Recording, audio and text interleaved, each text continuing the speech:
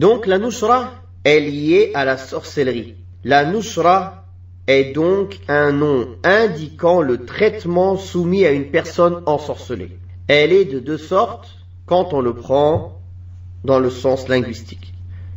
L'une qui est permise et l'autre interdite. La nushra qui est permise, c'est-à-dire le désenvoûtement qui est permis, c'est la nushra qui est faite à l'aide de la récitation du Coran, des invocations connues, ou à l'aide des médicaments prescrits par un médecin dans le cas où la sorcellerie concerne un membre particulier du corps humain. Le désenvoûtement interdit, qui est donc la nushra interdite, consiste à annuler une sorcellerie par une autre sorcellerie.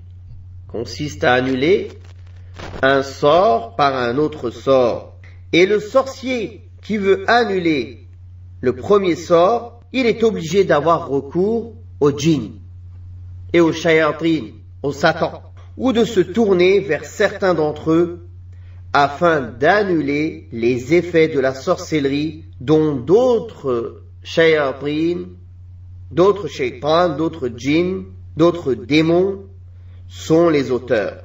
Par conséquent, la sorcellerie première et originelle ne peut se faire qu'au moyen du polythéisme. De même que la seconde sorcellerie qui consiste à l'annuler, qui est censée annuler la première, elle est faite par le biais du polythéisme.